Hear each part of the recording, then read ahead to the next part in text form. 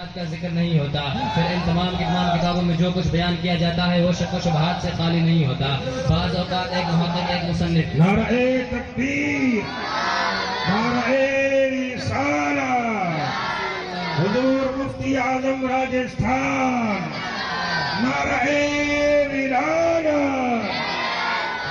نعرہ ولایت، حضور مفتی اعظم راجستھان، نعرہ تکبیر، نعرہ رسالہ، حضور مفتی اعظم راجستھان، نعرہ ولایت۔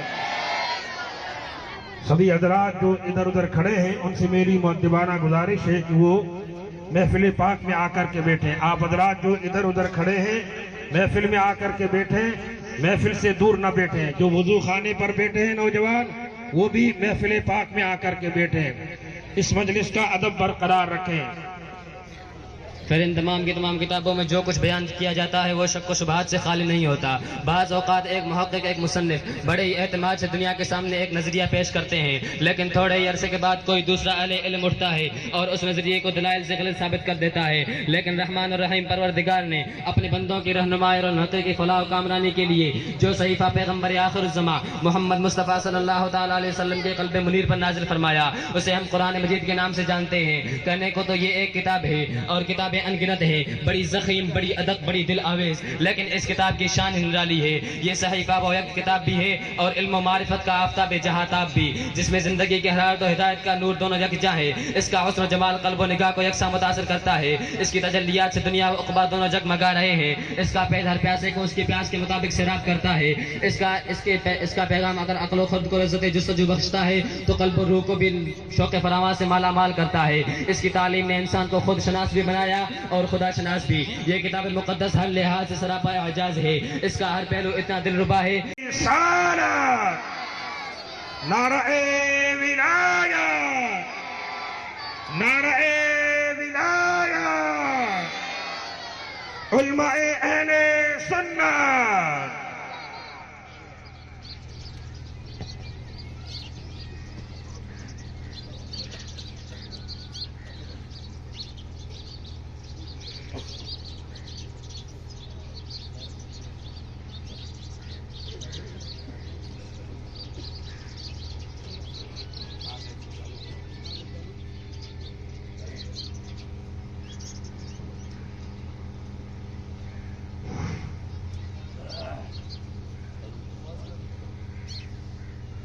السلام علیکم ورحمۃ اللہ وبرکاتہ۔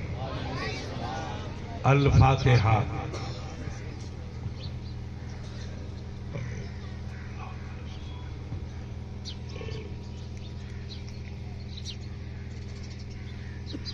ان اللہ وملائکتہ یصلون علی النبی یا ایھا الذین آمنوا صلوا علیہ وسلموا تسلیما۔ اللہم صل علی سیدنا محمد وعلی آل سیدنا مولانا محمد وبارک وسلم صلاۃ و سلاما علیک یا رسول اللہ۔ سمعنا واطعنا غفرانک ربنا والیک المصیر برحمتک یا ارحم الراحمین۔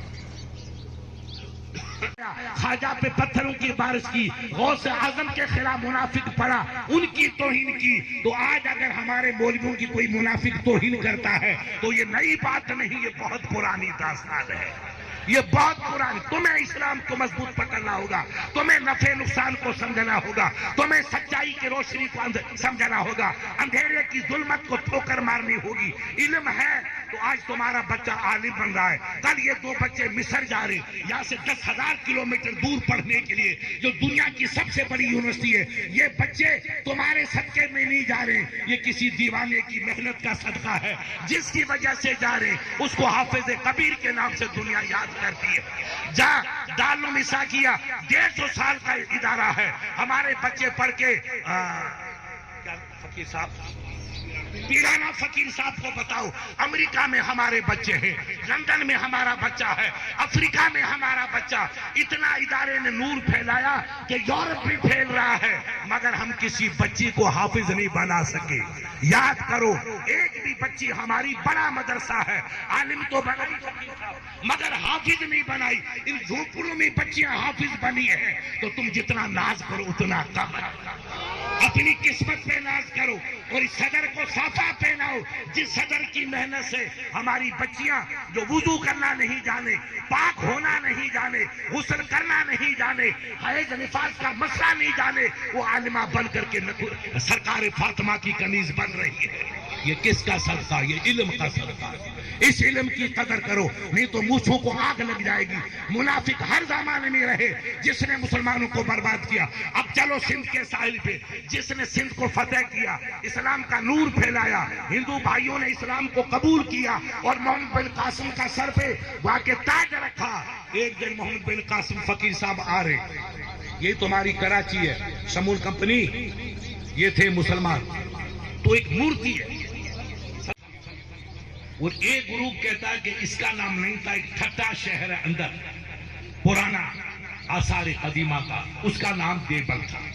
دیبل کے دریا کے کنارے پہ اس نے اپنی فوجوں کو اتارا، فوجیں اتاری، کہا کہ اب صبح ان سے گفتگو کریں گے کہ بھئی ہمارے جو قیدی آپ نے پکڑے ہیں، مسلمان بچے اور مسلمان بچیاں، ان کو رہا کر، ہم عرب سے آئے۔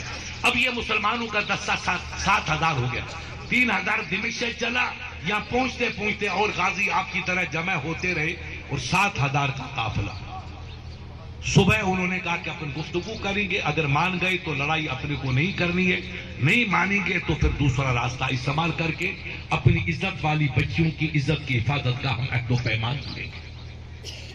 آدھی رات ہوئی تو یہاں کے راجا کو پتا چلا کہ اسلامی فوج آ گئی، اتنی بڑی فوج ہے، اور اتنے بہادر کے دریا عبور کر کے قلعے کے پاس آ گئے، دیبل کے پاس۔ اس نے اپنے وزیر سے کہا کہ چلو لباس بدل دو، لوگ اپنے کو پکڑیں گے تو کہیں بھئی ہم تو جوگی فقیر ہیں، لمبا کرتا پہن لیا، کشکول اپنے ہاتھ میں لے لیا، اور آدھی رات کو دربار جو یہاں کا راجا تھا وہ راجا طاہر، اس کے 2-3 وزیر مسلمانی کی لشکر کی طرف گئے۔ آدھی رات ہی دن بھر کے تھکے، کئی دنوں کے چلے ہوئے، دمشق شام سے چلے، عرب سے چلے، سندھ آئے تو تھکان تو ہوگی، کوئی گھوڑا اونٹ تو تھا نہیں، یا گاڑیاں تو تھی نہیں، پیدل چلے، کوئی جانور پہ چلے، اونٹوں پہ چلے، گھوڑوں پہ چلے، آرام کرتے ہوں گے۔ مگر کل کا مسلمان کیسا تھا آپ اس کو دیکھو، آپ کا بھائی کا کیسا کردار تھا اس کو دیکھو۔ آدھی رات ہوئی، اٹھ کے نماز تہجد کے لیے کھڑے ہوئے، اور اس زمانے میں تہجد کی اذان بھی ہوتی تھی اور تہجد کی نماز بھی ہوتی تھی۔ اب محمد بن قاسم 17 سال کا معصوم بچہ جس کے چہرے پہ ابھی داڑھی بھی نہیں آئی، وہ امام بنا ہوا ہے، نور چھن چھن کے برس رہا ہے، اور وہ خدا کے دربار میں آنسو تبکے دعا کر رہا، مولا مجھے اپنی تلوار پہ بھروسہ نہیں ہے، مجھے تیری رحمت پہ بھروسہ ہے، مجھے اپنے بازو پہ بھروسہ نہیں ہے، مجھے اپنی آپ کی کریمی پہ بھروسہ ہے۔ تو کرم کرے گا تو ملک فتح ہوگا، ورنہ ملک فتح نہیں ہوگا۔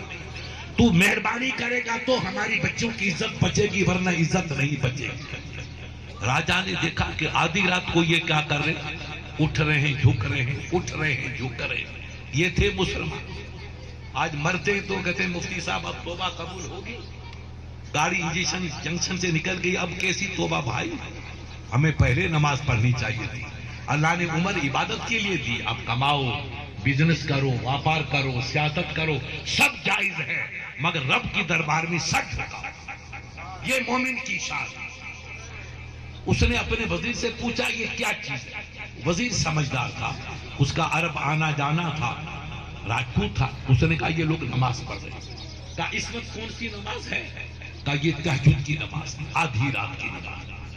تو اس نے کہا کہ دن بھر انہوں نے سفر کیا، گھوڑے کی پیٹھ پہ، اونٹ کی پیٹھ پہ، پیدل، اور راتوں کو ان کو سونا چاہیے تھا، یہ رات کو سجدہ کر رہے ہیں، رات کو نماز پڑھتے۔ تو جو قوم دن بھر خدا کی، دن بھر سفر کرے اور رات بھر سر جھکائے، اس کو کوئی طاقت مٹا نہیں سکتی، اس کو کوئی طاقت شکست نہیں دے سکتی۔ اس قوم سے لڑ کے ہم کبھی کامیاب نہیں ہو سکتے، نہیں ہو سکتے۔ یہ ان کا ایمان، یہ ان کا عشق اور یہ ان کا اتفاق ہے۔ اب یہ قصہ بہت لمبا ہے، صبح جنگ ہوئی اور دیوبند فتح ہو گیا. تعالی وبرکاتہ. وعلیکم السلام ورحمۃ اللہ وبرکاتہ. صلی اللہ علیک یا رسول اللہ